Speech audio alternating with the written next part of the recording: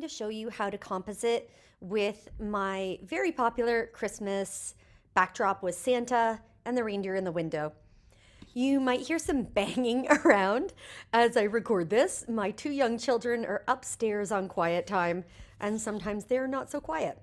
So, the first thing we're going to do is import our picture that we want to add to this. You do need to cut your picture out first, and I have a tutorial on how to do this on my YouTube page. So, the first thing you're going to do is cut them out with the pen tool, watch that tutorial, and then you're going to follow the next steps here. So, I will go to open this, by the way, you just go to File, Open, and you select the file that you want. So in this case, it is the one I've got open. Next, to place my cutout person on here, I'm going to go to Place Linked. And I will go to where I put them. And I'm going to use this picture of this girl right here.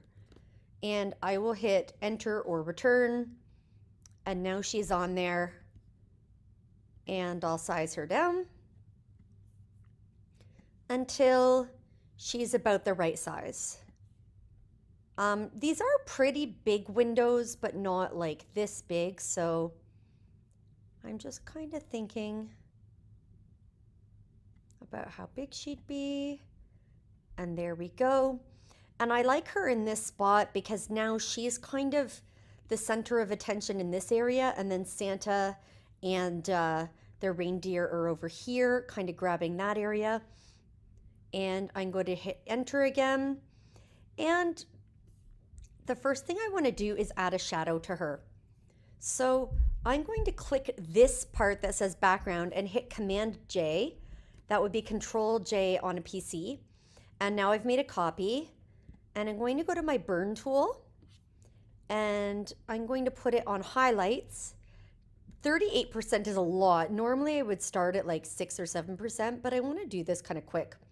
So I'm going to put it up, and I'm going to start to click and hold my mouse button down, and I'm going to go back and forth and get this area to be a little bit darker, like a shadow. And then I'm going to click again and hold it and go back and forth. Next, I'm going to go to midtones. Oops. I'm going to hold this down again, and without lifting it, I'm just going back and forth. And then I'll click again and go back and forth. You'll see that it'll keep the same amount of burning of shadow until you click it again. And when you click it again, it will go that next level darker. And I just slowly add my shadows until I've got what I'm looking for. And then finally I'm going to go to shadows, and I'm going to put it just where the pants meet the windowsill, and just right there. And now I can turn this eye on and off, and I can see what I've done. And you can see that now it doesn't look like she's floating anymore. And I'm happy with that.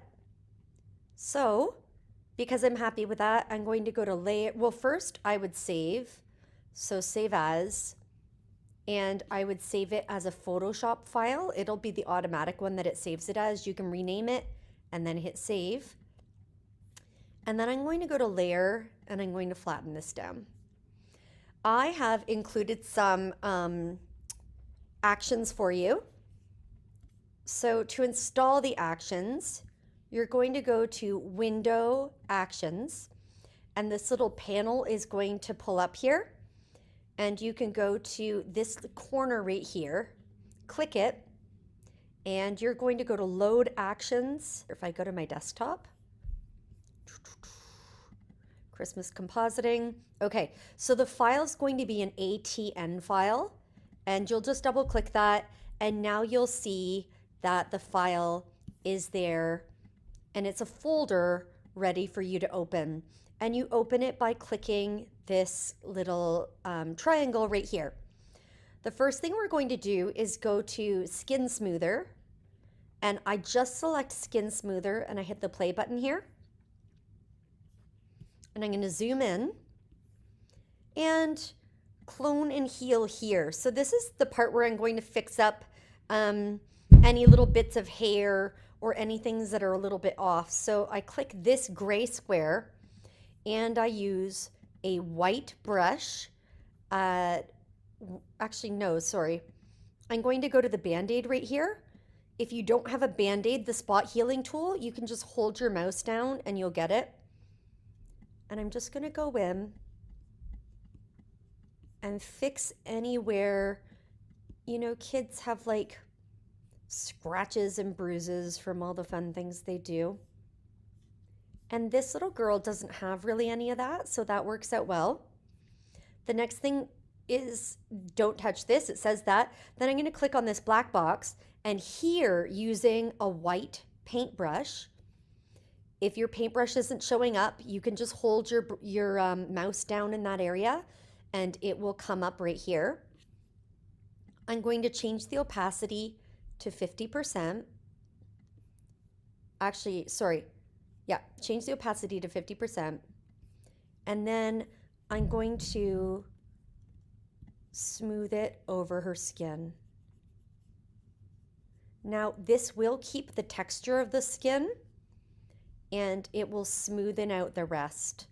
I don't do areas like eyes that should be sharp. I only do the major parts of the skin.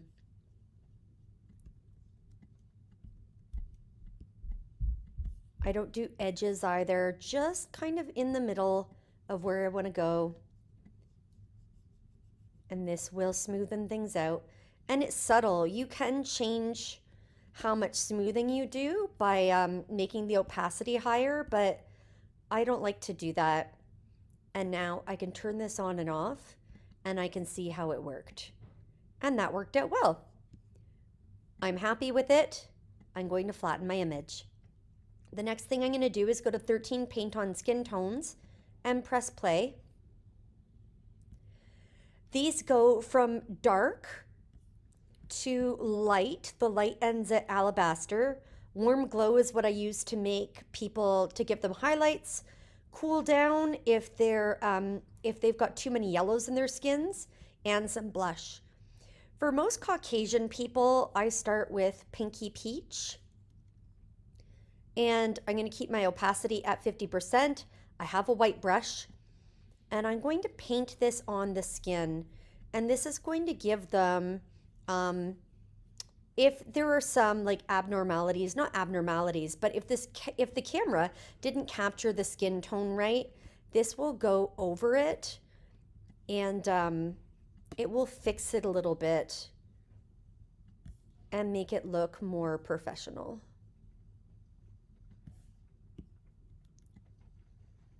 And you can see here that it's kind of warming up the skin a little bit and bringing some pinkness into it. And I created these because when I was photoshopping, there were not enough, I couldn't find any actions that dealt with skin tones other than Caucasian. And that really frustrated me because I edit lots of different types of people and I wasn't able to because of, I had to make my own actions basically. So there we go. And again, I can turn this on and off. I'm happy with that.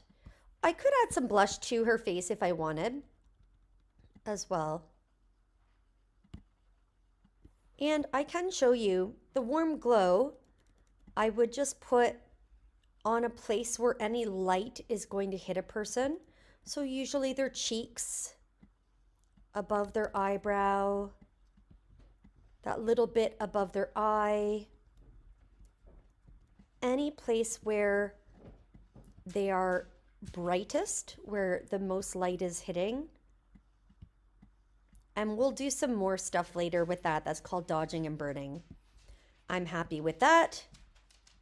I'm going to hit flatten image. Now you can hear my Labrador coming on in. It's a busy house. Eye palette. Run it, press play. I'm going to open this up and I can click right here on that black box. And again, if the box is black, I'm going to add the action using a white brush. 50% is kind of what I designed most of these actions for. And I can brighten her eyes up here. If I wanted to brighten them more, I could do that. And if I wanted to soften it a little bit, I could go over here to opacity and I could change that as well. I'm going to leave them nice and bright like that. You can do a sharpen as well, and this is just for the eyes. I find if I do have it on full, it does change the tone a little bit. So I will bring that down to 50% opacity. And there are her eyes, and she's nice and sharpened up. She looks like a little doll. Flatten image.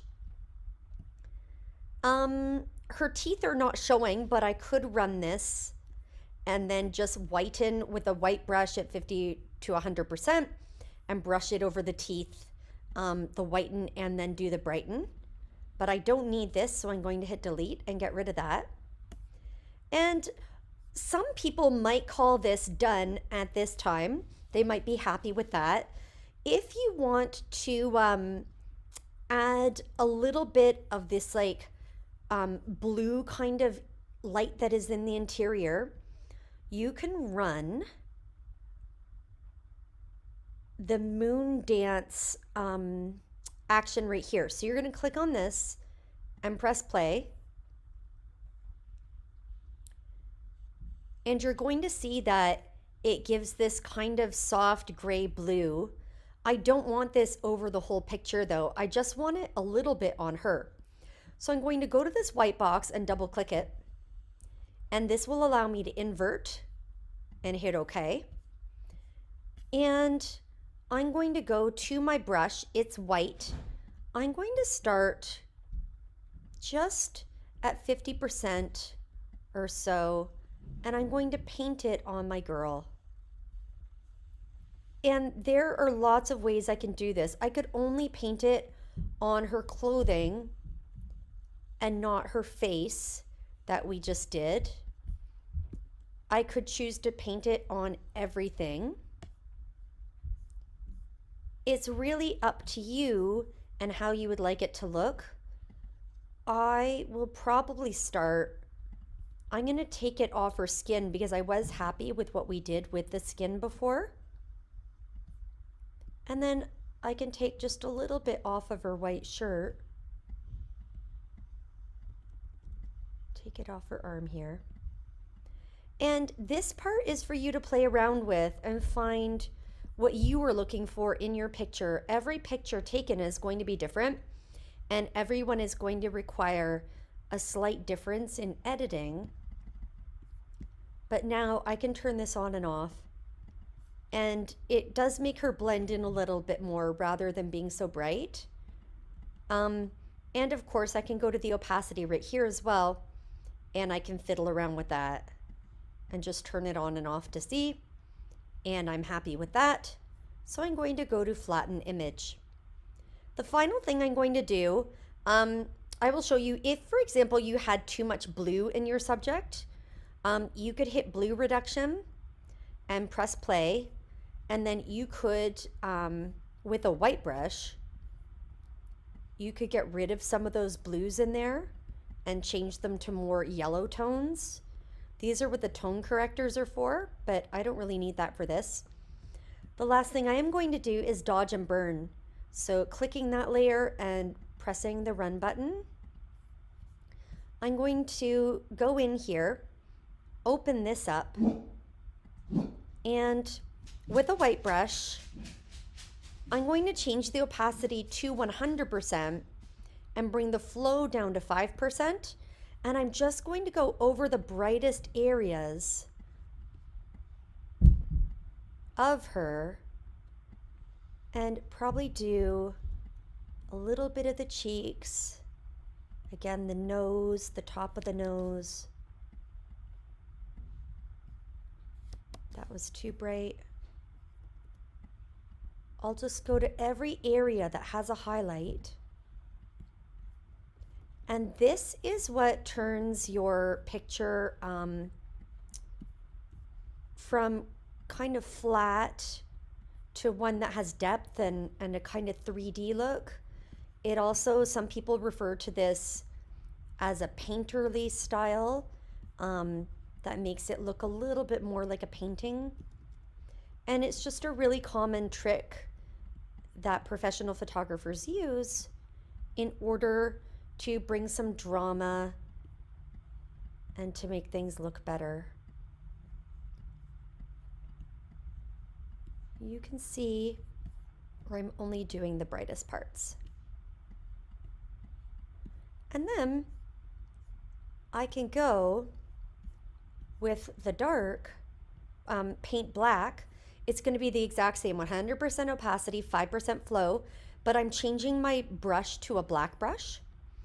And now I'm going to go in and go, and this is called burning. The other one was dodging. Now I'm going to burn the darkest parts. If 5% seems too much to you, by all means, bring it down. That seemed a little bit strong for this picture to me. I like to do this slowly and subtly.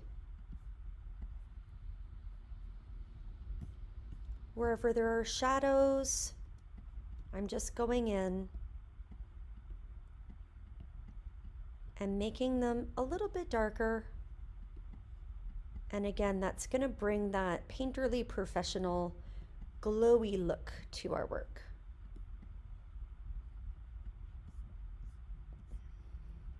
And there you go. That is perfect. She is beautifully blended in.